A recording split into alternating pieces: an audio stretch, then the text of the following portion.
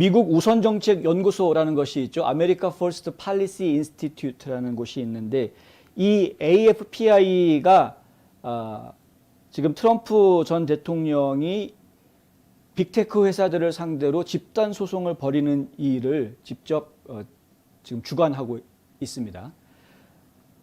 이 AFPI하고 이 AFPI 산하에 헌법 소송 파트너십을 맡고 있는 이제 CLP라는 조직이 있는데 그 AFPI 산하 조직이죠. 그 CLP에서 이 소송을 직접 맡아서 처리하고 있습니다. 그런데 집단 소송 아닙니까? 집단 소송. 그러니까 그동안 소셜 네트워크, 소셜 미디어 플랫폼에서 검열을 당했던 경험이 있는 사람들, 이건 전부 다 수정헌법 제1조를 어긴 위헌적인 기업의 행동이었기 때문에 반드시 이거는 책임을 물어야 된다 해서 이제 트럼프 대통령이 그것에 대해서 손해배상 청구를 할 것으로 보입니다만 이제 헌법 소송을 지금 일단 제기를 해놓은 상태입니다.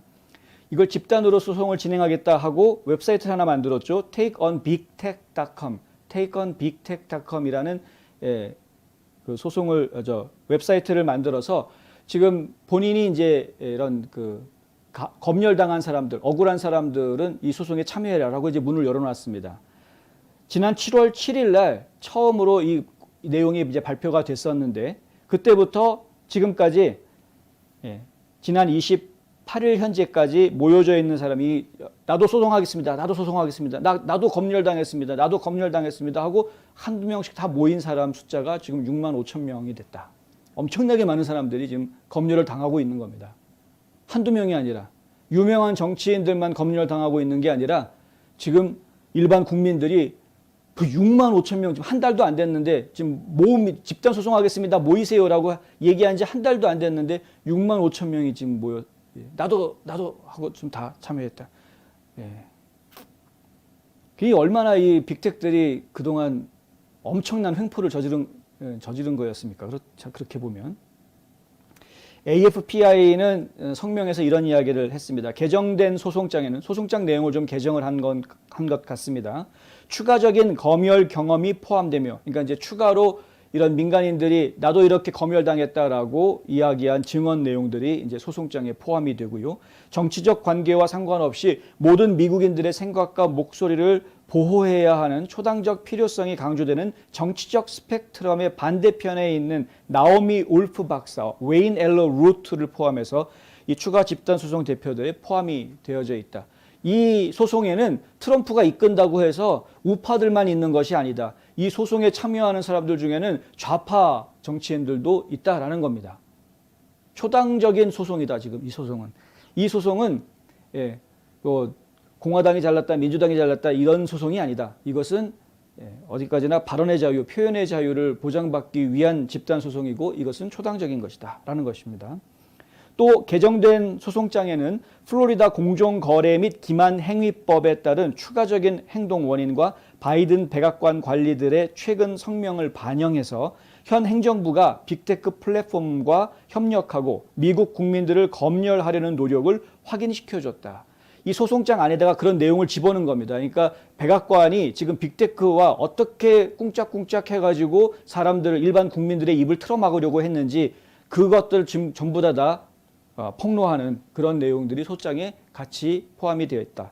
결국은 백악관 이 급진 좌파 세력들이 결국에는 이 빅테크를 움직여서 결국 국민들의 입을 막고 있는 모습, 이것을 지금 여실히 지금 소장에다가 다 담아놨다라는 이야기입니다.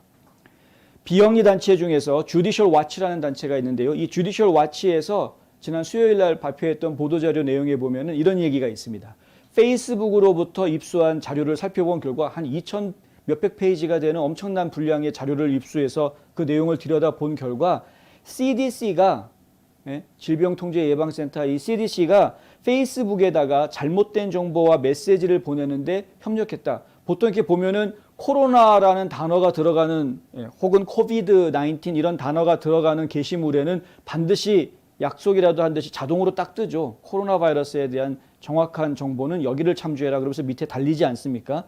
이런 식으로 해서 협력을 해주는데, 그리고 사실 코로나 바이러스와 관련해서 잘못된 정보다라고 판단이 되면은 그 게시물이 삭제가 되고 해당 사용자들, 이용자들이 징계를 받고 하는 그런 일시 정지가 된다거나 이런 일들이 생기는 것이죠. 이건 페이스북뿐만이 아니라 트위터라든가 인스타그램이라든가 뭐 이런 유튜브에서도 마찬가지고 이런 일들이 지금 계속 벌어져 왔었습니다.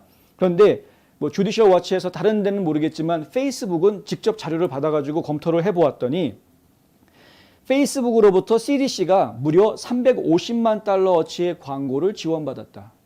그 광고비로 따지면 350만 달러어치가 되는 것인데 CDC가 350만 불을 페이스북에 광고비로 줬느냐? 안 줬다는 겁니다. 예.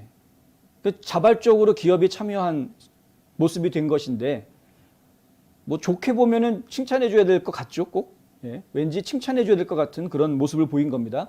그런데 이것은 어디까지나 유착으로 보일 수밖에 없는 부분이 있다. 예.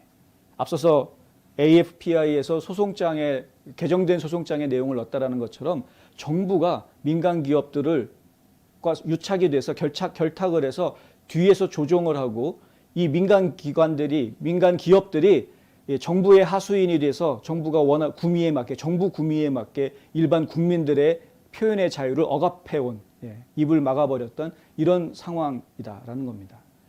이것들은 저희가 한번 좀 심각하게 생각해 봐야 될 문제이다. 트럼프 대통령이 언제 자신의 소셜미디어 플랫폼을 발표할지 정말 기다려지고 있고요. 뭐 그럼에도 불구하고 뭐 트위터라든가 이런 것들은 뭐 그렇다 치더라도 일단 뭐 gap.com이라든가 아니면 이제 뭐 게러라든가 여러 또 다른 플랫폼들이 있지 않습니까? 텔레그램도 그렇고 여러 다른 플랫폼들을 통해서 자유롭게 또 발언할 수 있는 곳들이 열려져 있기는 합니다만은 본인의 발언은 자유롭게 할 수 있지만 파급력 면에서는 아직까지도 트위터나 페이스북을 따라가지 못하는 상황이기 때문에 이 파급력을 영향력이라는 것을 놓고 이야기했을 때는 이 신규 플랫폼들이 아무래도 좀 처질 수밖에 없으니 결국엔 또 사람들한테 더 많이 알리기 위해서는 어쩔 수 없이 트위터나 페이스북으로 와서 활동할 수밖에 없는 이런 문제들을 지금 현실적으로 겪고 있다는 것이죠. 어찌됐든 간에 이 소송이 지금 잘 진행이 돼서 이 집단 소송이 아주 큰 역사의 큰 이정표처럼 제대로 된 판결을 이끌어내는 좋은 결과를 가져오기를 다시 한번 기원합니다.